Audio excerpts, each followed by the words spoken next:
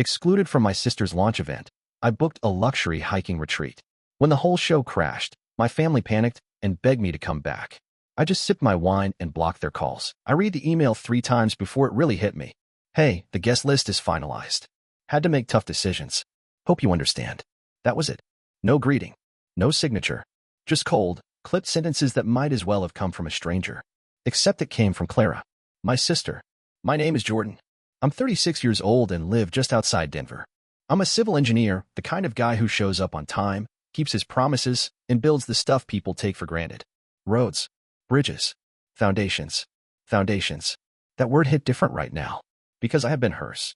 I called our mom immediately, still staring at the email. Did you know Clara's show is this Saturday? She responded like I told her the weather. Yes, of course. She's been working really hard on that. I got an email, I said, my voice dry. Apparently, I didn't make the guest list. There was a pause, but not long enough. Jordan, it's just a launch event. Don't overreact. Overreact? I blinked. She invited over 100 people, Mom. Well, she's in fashion now. You know how those things go. Press, buyers, old school friends. I'm her brother, I snapped, louder than I meant to. I paid for her first boutique lease. I drove her to every damn community college class she needed to finish her degree. When she didn't have the money for supplies, who stepped in? She sighed. You did. I know. So what am I missing? Another silence. Then she said, like it was nothing, it's her big day. Let her have it. And that was that. After we hung up, I sat there at my desk, still stunned.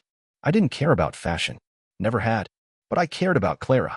I had watched her work those late nights, stitch until her fingers bled, cry over judges' comments during design school. I never once asked for credit. Never once demanded anything back. But I thought I'd at least get a chair.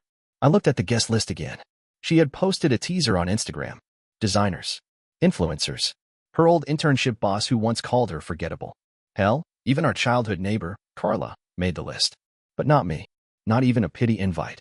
It didn't feel like a snub. It felt like erasure. Like she'd rewritten her life and edited me out. I closed the laptop, my hand shaking, and stared out the window at nothing. That was the moment something in me changed. If they didn't see me, maybe it was time I stopped showing up. Let someone else be the dependable one for a change. I stared at my phone for a full minute after hanging up on Mom. Then I opened a browser tab and typed in luxury solo travel retreats. I didn't care where. I just needed to get as far away as possible from Denver, from the family, from the version of me who kept showing up no matter how many times they shut the door. A few minutes later, I found it. Alpine Solitude Retreat. Swiss Alps. Off-grid. No Wi-Fi. No phone signal. Just snow, sky, and hiking trails. I clicked book now before I could second guess it. 7 days. Private chalet. Meals included. No contact with the outside world unless it was an emergency. Perfect. By the time I shut the laptop, something in my chest finally loosened. Not healed. Just loosened. Packing was easy. Fleece gear, hiking boots, thermal socks, a journal I hadn't touched in months. I stood in front of the mirror after zipping up my duffel and stared at myself. 36. Still dependable. Still invisible. Well, not this time. I opened Instagram. Snapped a photo of my packed bag, my passport, and the retreat brochure laid out on the bed. Captioned it. Guess I didn't make the cut. Off to breathe cleaner air anyway. Posted it without another thought. The reactions came quickly. Cousin Joel commented, savage. Enjoy the snow, man. My Aunt Pam, who never liked Clara much anyway, messaged, good for you. That girl needs to be knocked down a peg. Even an old college friend I hadn't heard from in years dropped a, damn. What happened? In my DMs. But the one that stopped me cold was a text from Mom. Mom. Seriously? You're missing Clara's big day over this? No. Are you okay? No, that wasn't right of her. Just, you're being dramatic. I stared at the message and felt something I hadn't allowed myself to feel in a long time. Rage. Not loud. Not explosive. Just a quiet, boiling burn. Because what she didn't know, what none of them seemed to know, was how many times I'd already swallowed things like this. Birthday dinners I paid for but wasn't thanked for. Group photos where I was always the one taking the picture, never in it. Family holidays where Clara's boyfriends had a seat, but somehow I ended up in the kitchen carving turkey. Not this time. I turned off my phone, tossed it in my bag with the rest of my gear. No looking back. At the airport the next morning, I ordered a glue wine at the terminal bar and toasted myself quietly. This wasn't running away. It was leaving on purpose. And that, for once, felt like power. The first thing I noticed when I stepped off the shuttle was the silence. Not the kind you get in a quiet house or a library. This was deeper. Complete. The only sounds were the wind moving through pine trees and the soft crunch of snow under my boots. The Alpine Solitude Retreat lived up to its name. A guide greeted me at the lodge with a smile and a mug of herbal tea. No small talk, no forms to fill out, just a nod, a key, and a welcome so soft it felt like a whisper. My chalet sat at the edge of the property, overlooking a valley blanketed in snow. Inside, it was simple but warm. Firewood stacked beside a stone hearth, thick blankets on the bed, a writing desk near the window. No screens. No phone signal. Exactly what I needed. That first day, I didn't do much. Took a slow hike through the pine forest behind the lodge. Sat by the fire for hours. Wrote half a page in my journal and tore it out because the words didn't feel right. I was still too raw. Still too angry. By evening, I had almost forgotten what Clara had done. Almost. I made myself a simple dinner, sat by the fire again, and stared into the flames until my eyes felt heavy. I reached for my phone out of habit. No signal, of course, but when I opened it, I saw what I hadn't expected. Notification. Clara viewed your post. That was all. Not a message. Not a call. Just the passive tap of her finger, acknowledging what I'd said without saying a word. It felt good. Not because it hurt her. I didn't even know if it had, but because she saw it. She noticed I was gone. She knew I wasn't in the audience, smiling politely, clapping from the shadows. I was on a mountain, breathing air too clean for the kind of game she played. I turned off the screen and placed the phone face down on the windowsill. Outside, the snow had begun falling again, soft and steady, layering the path I had walked earlier. Nobody needed me here. Nobody expected me to clean up a mess or make room for someone else to shine. For the first time in years, I wasn't the fixer. I wasn't the afterthought. I was just a man in the mountains, finally hearing what his own silence sounded like. And I liked it. The next day, I woke up slow. No alarms, no meetings, no phone buzzing on the nightstand. Just daylight slipping in through the wooden blinds and the sound of snow sliding off the roof in heavy, muffled thumps. I made coffee on the little burner in the corner and sat by the window with a book I found on the lodge's shelf, some travel memoir I barely paid attention to. I was too content just watching the wind swirl through the trees. By afternoon, I was back by the fire, flipping pages I wasn't reading, my legs sore in the good kind of way from another long hike. I hadn't checked my phone all day, and I almost didn't. But curiosity tugged at me. Not about Clara. I didn't care about her anymore. Not really. But about the fallout. I knew my post had stirred something. I could feel it. I turned my phone back on. The screen lit up like it had been holding its breath. Text from Leo, 3:03 p.m. Man, you won't believe what happened. Another one followed. Leo, 3:15 p.m.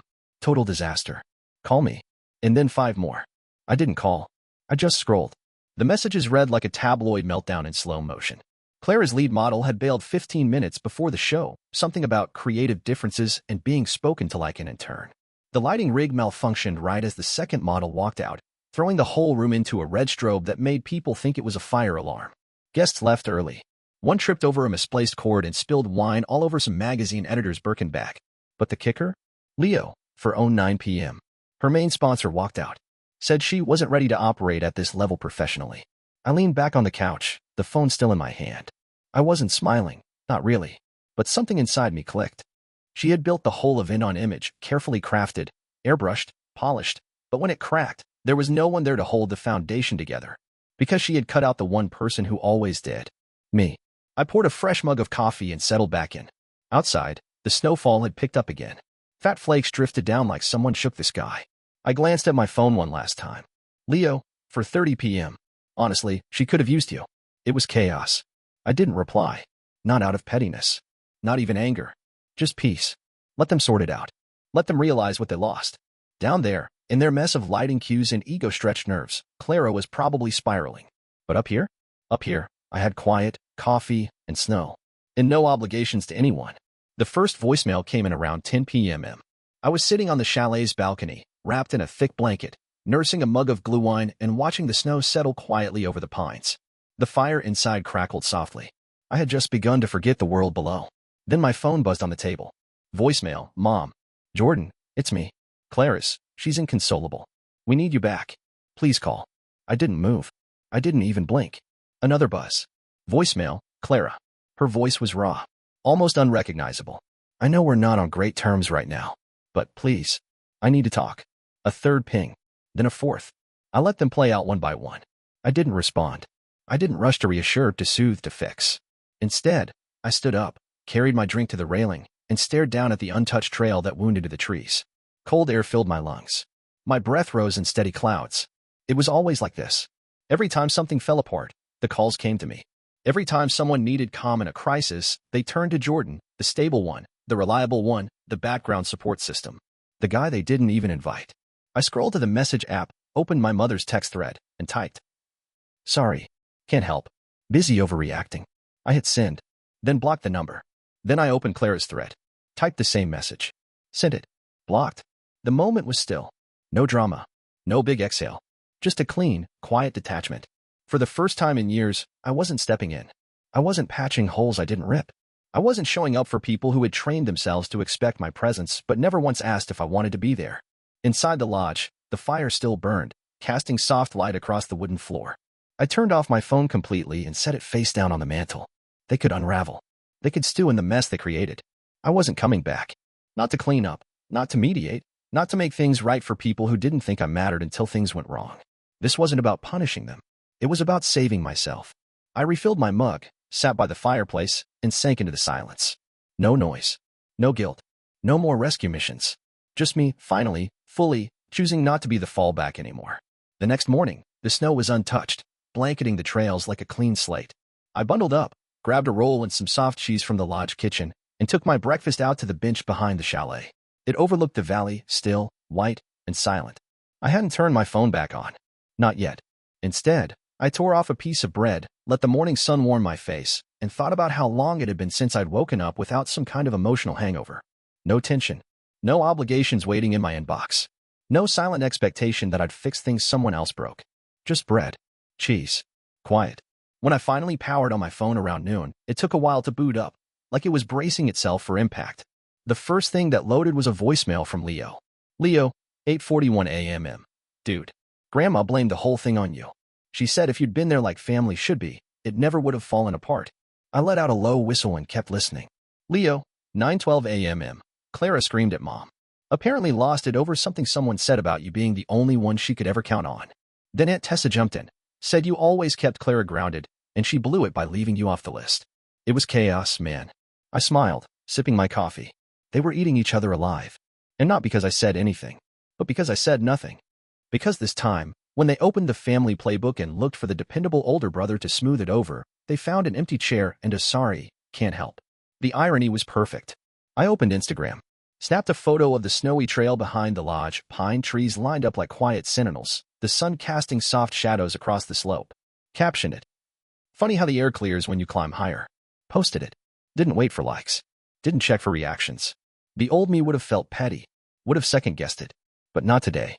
Today, I understood something I hadn't before. Silence can be a spotlight. Absence can be louder than presence.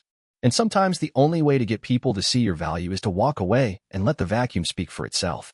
Back in the lodge, the fire crackled to life again. I sat beside it, wrapped in a thick blanket, watching the flames flicker. Down below, they were rewriting the story, trying to figure out how Clara's picture-perfect launch turned into a cautionary tale. Let them. I had my own version now. And for once, it didn't end with me cleaning up someone else's mess. It ended with peace. Leo finally got me on the phone that night. I was sitting on the balcony again, glue wine in one hand, a heavy wool blanket around my shoulders. The stars were bright, clearer than I'd ever seen them, and the valley below was dark and quiet, the kind of stillness that makes you realize just how loud your life has been.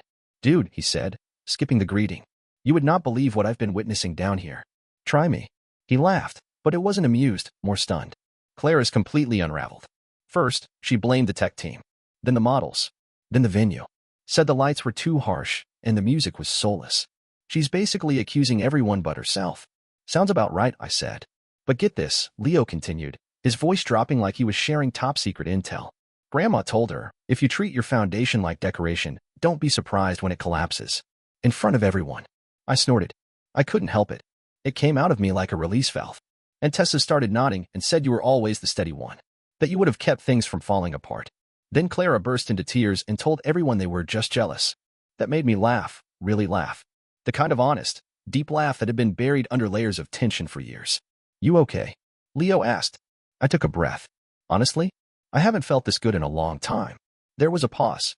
Then Leo said, more softly, "You're kind of a legend right now. Even the cousins are talking." Jamie said, "Damn, I didn't know Jordan could be that cold." "Not cold," I said. "Just done." Leo let that sit a moment. "You coming back soon?" I leaned back in my chair, looked at the stars, and smiled. "Nope. Just booked another week." "You're serious?" as a heart attack. He gave a low whistle. Wow. Well, good. You deserve it. We said our goodbyes, and I ended the call feeling lighter than I had in years. For the first time, I didn't feel like I was escaping anything. I wasn't hiding. I wasn't punishing them. I was choosing peace. I was choosing me. I looked at my phone. It was already buzzing again, a new text from Mom, no doubt full of guilt and veiled insults. I ignored it, turned the phone off completely and tossed it onto the table. Inside, I lit the fire and sank into the armchair. For so long, I convinced myself I was being strong by showing up, by keeping the family together, by being the one who never said no. But maybe real strength wasn't in what you carried. Maybe it was in what you finally set down. I watched the flames flicker across the wooden ceiling and let myself feel the truth of that. I wasn't just creating distance anymore. I was breaking free.